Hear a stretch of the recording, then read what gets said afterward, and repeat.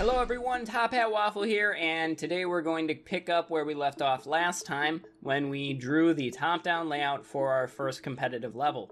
To get started with the block off, we're going to go to the Tools section in Steam and load the Counter-Strike Global Offensive SDK. Once we have that loaded, we'll load up Hammer World Editor. Once Hammer loads, we'll go to File and then New. Before we start blocking out, let's grab our dev texture. We're going to use this instead of the no draw texture that we usually use. I'm going to use the dev measure generic 01B. This is just the gray texture. When I'm blocking out my level, I want my grid size to be approximately 16. And I'll just start building from the perspective of the terrace again. And I'll use this image as a reference. So you can print it off, put it up on your smartphone, whatever works best for you so you can view it while you're building the level. I'll drop a player spawn here so I know that this is terrace spawn. It will also help me keep the scale correct. And throughout this entire block out, you'll see me dropping lots of player spawns as I go. Before I continue, I'm going to save the map file. I've gotten myself into the habit of pressing Ctrl-S quite often. I'm just going to shift drag some brushes around mostly, every now and then creating some new ones. It's much faster to resize existing brushes that have been copied a bunch of times than it is to create new ones in most cases. It's not uncommon to change your grid size halfway through brushing out your level. I'll use the vertex tool to create slants that will probably later become stairs. It's also easy to use the vertex tool to resize brushes than it is to use the transform tool by just clicking and dragging. I've sped this up some. The entire full layout blockout is probably going to take about 2 or so hours. I've switched my camera mode to 3D flat just to see things easier in this camera mode. While I'm blocking this out, I'm more concerned about scale now than when I was drawing it. Since this is actually going to be playable space, it needs to make sense. The scale needs to be right. I'm using the vertex tool more to resize a few brushes in bulk. And here I'm using the clipping tool to add some clipped corners. Those are also in the top-down view as well. I don't have too much done at this point, but I've reached a spot where I want to check some layout in-game. To be able to load the level in-game and actually see stuff, we need to place the light environment that we had before. Really quick, I will place a new entity, open its object properties by double-clicking and changing it to a light underscore environment. The only settings I really need to change is the pitch, and I can set this to -75, and that will light my level pretty well so I can see what's going on. The one last thing that I have to do is create a skybox around the level. I don't want to have to deal with brushes at this point, so we can use the cordon bounds tool. The cordon bounds tool will allow us to safely compile one or more sections of our level at a time without any leaks. To enable this, we click the caution yellow-black outline with red corners, and we make a box around our level. With this box created around our level, we now have the option for the solid yellow and black toggle cordon state. When we click that, our level will be surrounded by a red box in 3D view. These are our cordon bounds. With our cordon bounds enabled, everything outside of the red box will not be rendered. If I turn them off and place a brush outside there and then turn it on again, we can see that it disappears. It has not been deleted, it's just been hidden and will not be compiled. I'll turn cordon bounds on, I'll click Run Map. Using the full compile HDR only preset, I'll click Go. Once you're all compiled, we can load up CSGO. Once you're in game, just open the console and type map space your map name, and then join a team. If you've left more than one spawn in your level, bots will automatically join and a navmesh will be generated. We can see that we have a bot over there. You can kick the bot with bot kick. It's a good idea to set up a bind that will just automatically kick the bots and end warm up. Now that the bots are kicked, we can walk around and see exactly what we're dealing with here. What you want to do is check the timings to your areas in relation to where they were on the map. You may notice that you've built things too big. This area is huge in contrast to everywhere else. This is a fairly common issue that most people will have when they first start using Hammer. They have a difficult time getting a grasp on the scale. This is why I encourage you to, after you've built for a little bit, load the level and check the scale. We don't have to close Counter-Strike to make changes. We can just switch over, find the area that we want to rescale. I'm a fan of using the vertex tool, and we can make box selections over the vertexes and use arrow key nudge to rescale everything. Once I'm happy with those changes, I'll go back to building out the level. But let's take a look at them really quick. We can recompile the map. Once the compile window has disappeared, we can just go back to Counter-Strike and reload the level. At no point do we have to close CS. Now that we've spawned in again, I can check these timings once again and just see how the floor feels. This feels much better and much less open and no man's land like. From here, I'm going to continue building and testing the timings throughout the level. While some people do find time-lapse mapping interesting, ain't nobody got time for that today, so I'm going to do the magical jump cut and we're gonna go right to the next step here. So this is about 45 minutes later. I have the finished floor layout here. You'll notice that I've colored some of the walls orange just to help me distinguish while I'm running around. These are raised up areas, so it's just easier to have the bottom walls be there instead of it being flat ground like everywhere else. What I want to do now is test my timings on the completed layout from spawn to A to B and the like. Testing the timings in your own level on the floor layout is much like what we were doing with Dust 2 and Mirage in the previous video. We're looking to make sure that the level timings work how I wanted them to work when I designed the map. That is, that CTs should get to the bomb sites first, as well as I wanted them to get to middle first. These are the most important timings for my level so far. Assuming that the floor plan timings turn out to be pretty much how you want them to, we can move on to the next step. We can now begin to put walls around the brushes in our level. This will allow us to test the level by ourselves with some bots. This is more or less just another time-consuming process, so we're gonna speed this up. Coming out of Warp Drive, we now have all the walls built around our level. Before we can test it with more bots, we need to copy our spawn points so we can have 5 bots on each team. I'm going to rotate this spawn so that way he faces the right direction towards middle, and just shift copy him till I have 5 of them. I'll come over to my CT spawn area, position him facing somewhat towards middle, and then make 4 copies of him.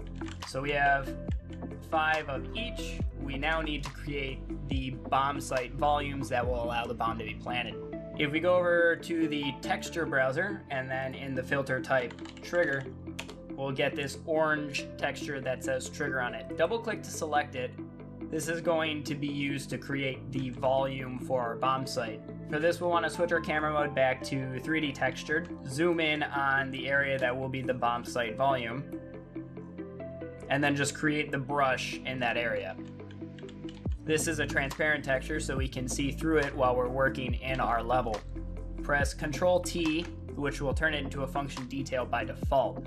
We're going to change it from a function detail to be a function bomb target. As soon as we create this, this will be bomb site A. The first bomb site volume that you create will be site A, and the second will be B. I'm going to shift copy the bomb site volume and just fit it over the small platform that I have at B. At this point, I don't have much cover at all added into the level, as I want to add that where I feel it's necessary from playing the level with some bots. When you do your walls, you can use pretty much any texture you want. I use the dev measure generic 01 wall. It's really dealer's choice. whatever you prefer. One more trigger we have to add before anything can happen in the level is buy zones. If we select our trigger texture again and go to our CT spawn, create another volume brush around the spawn, press Ctrl T once again to make it an entity, and we're going to make it a function buy zone. Click apply. You'll want to change team number from all teams to counter terrorists. Do the same thing on the other side of the map for the terrorist team.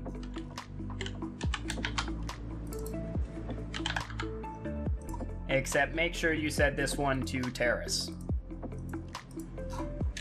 With our entire level filling our cordon bounds, we can safely compile the level. If you need to expand your cordon bounds to fit more of the level, you can click the yellow, black, 4 red dot corner icon up here for the edit cordon bounds, and you can make the bounds bigger or larger depending on your level size. Now we can compile the level. Click F9 to run the map. Since this is a development level and we're testing the block out, our level is very unoptimized. This only really affects the visibility engine, and we'll need to tell it to not worry so much about performance in this compile. On the viz_exe command line, go to the parameters box, and before -game, add -fast. This will tell it to perform a fast compile for the visibility options. This will allow the level to compile much faster, but at a performance cost. Since there's nothing really in the level, the performance cost won't be noticeable. You'll never want to compile a final level with fast visibility. This is very bad and should never, under any circumstance, be done. Since we've made changes, we need the bots to know that these changes have been made. This means regenerating the nav mesh. The easiest way to do this is to delete the existing nav mesh and let the game regenerate it next time we load with bots. Open your CSGO install directory and go to the maps folder. From there, scroll down to where your map is, find mapname.nav, and just delete it. Now when we load the game, as soon as we join a team, it will sample the space, generate the nav mesh, and analyze everything for us automatically. The nav mesh generation can take a few seconds to a minute, so just let it go and then bots will work relatively okay. After the nav mesh has finished generating, the game will automatically reload and let you choose a team. What you want to do here is join a team and then play a few rounds on each side. Don't expect this level to be anything amazing, it definitely isn't going to make it into the face-it rotation. But what we want to see is exactly where the trouble spots in our map are. From this little playtest of just 4 rounds on each side, I can already tell that the B side of the map is a little bit too big, and I already have an idea of where I want to start placing some cover in my level. When you test the level with bots for the first time, you'll probably notice that they have the IQ of about a grain of rice. That doesn't really matter. What you really need is just some bodies to shoot at that lets you try to figure out where you want to play what spots in your level. The first run through that I like to perform obviously has no cover in it. I like to test the layout as a basic layout first. Now that that's done, I obviously need to add cover. Having an understanding of where I want cover from that basic no cover layout helps me determine where to place objects. I decided that I wanted to start with what will be the metro track. When coming up with the idea for this level, I decided that I wanted to use metro cars as a form of cover at my long A. So I've decided to just brush those out with some basic brushes. I've added some player clip in the back to not allow players to go back there, and it also helps shorten up this very long sight line that was at CT spawn towards A. Along with that, I'll also add a few little details around the level that kind of help get across what areas are supposed to be what, such as railings along edges that will have railings eventually. I'll also add some cutouts for what will be potential decal doors, but they'll also be a form of cover. During the playtest, I noticed that there really weren't too many great options to get to A as a terrorist, and mid really didn't have a reason to be pushed for the terrorist. So I added a vent that will go into a drop down onto what will be my A connector. The idea behind me adding this vent is to make counter terrorists have to hold middle a little bit more and keep a watchful eye on it. Otherwise, if they don't, the terrorists can just easily go in the vent and then drop down out of that area into connector. One thing that you might be wondering is, hey, this layout is almost completely different from what you originally sketched out. Like, some of it's still there, but most of it's different. Layouts on paper don't always translate into game perfectly. After we've drawn that layout, we've brushed it out, we set that to the side. It no longer dictates how we build our level. If you think that a small change in some area or a new path will benefit the overall level, you should just add it, test it, and see how it works out. B was a big area that I noticed had a lot of issues. I decided I kind of wanted to reflow the pathing over towards the B site. B main was too long. I didn't like the drop down, how that played. So I started fresh pretty much in my mind on where I wanted B to go. I referred back to my reference images and I decided that I wanted to have some escalators in there onto an upper area. I wanted some height variation to be in play on one of the sites, so there will be 2 levels there. Since I reflowed the terrorist portion of B main, I also wanted to reflow CT side. I didn't like my U staircase, so I turned it into an S that has an elongation in the middle to help prevent long sight lines. Midway through, I started playing with some roof ideas at B. When I'm redoing this first area after my initial play test by myself, I'm kind of just playing around as things come to me. I wanted to have a little lower area where a CT could play a high risk, high reward kind of deal where they could get mollied. Here I start to add the upper area to B. I decided to give terrorists a direct path into upper B, and CTs, if they want it, they have to either push through the site or go through middle. This will give CTs another reason to go through middle so they can have a chance at upper B if they want it. At least that's how I picture it in my mind. Playtesting may always reveal something different than what you had planned, and that's not necessarily a bad thing. You may notice that there's a bit more detail going into the level at this point. Most of it is still rough brushwork. I use it to help get the point across of what area is supposed to be what when playtesting. Areas feel a lot less empty and dead space, like if there's a reason for something to be there. For instance, having these escalators here, or what will be escalators, has a good feeling on how the site actually plays. If those were just rough ramps without any railings or anything on it, it would feel a little strange. I did an initial test with my timings towards the metro, and I didn't like how the sight lines played out, so I've readjusted what will be again my metro cars to allow for the terrorists to have a better chance at close range at this bomb site. I wanted both types of play, both rifles and snipers, along with SMGs and shotguns, to have somewhat of a chance at taking A. A lot has changed since we finished our first round of changes after that self-play test. We need to add some light in B since we have some roofs here. This area will be very dark and impossible to see players. We can add a default light just to give that area some light for now. Place a new entity, double click it to bring up its options, and just change its class to light. We don't need to configure any of its settings for right now. We just need to light an area. You can just copy with shift drag this light entity to any other areas that you think may be dark. I'm going to put one into my vent. Now with all those changes, let's go into game and have a quick look at it. Before we test it again with bots, we need to once again delete the nav mesh and let that regenerate. Now that we're loaded in on the newest version, it'll feel like pretty much a brand new level. At this point, you should retest the level by yourself like we just did with bots to make sure that it's starting to play how you want it to play. After that, you should make some more changes on your own. At some point, you'll have to test this level with other people. Now, you don't want to be that guy who tests a level without testing it by himself. Make sure that the level plays fairly well before you involve 10 other people to spend their time testing your level. A good thing to always keep in mind when you're testing your level with other people is that no one is attacking you with their feedback. Everyone's there to help you, and take into consideration everything that everyone says. It's your job as a level designer to decide which things to implement, but it's also your job to listen to every concern that all the players voice. Then, after you've gathered and sifted through all the feedback that players have given you, you'll make the changes like we just did after our first self-play test.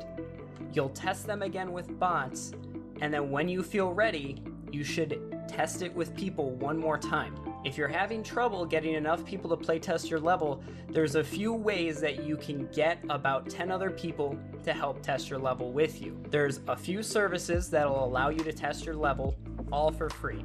I host one myself at tophatwaffle.com. There's also MapCore level testing that I believe currently is scheduled for 2 times a week. If you Google any one of those, you'll be able to find how to sign up and get your level tested by other people and begin gathering feedback. One other bit of feedback that's good for testing how your bomb sites play is block off half the level. Pretty much just remove it. Have just T-spawn, CT-spawn, and then A site, and play it as a demolition map. See how it works out and focus on just A. Then do the same thing to B. Remove A from your level, play it as just a demolition site at that bomb site, take all the feedback from those sites specifically, and do the fixes there. It's much easier to focus on one part of the map at a time. If you focus on A site for 2 days, and then focus on B site for 2 days, it'll be much easier than dividing your attention between both of them simultaneously. I hope this gave you a better understanding on how to take a layout that you've drawn, block it out into Hammer, test your timings, build the walls, test it by yourself, and apply feedback that you yourself generate and that you will eventually get from other players. Thanks for watching, and we'll see you in the next one tomorrow.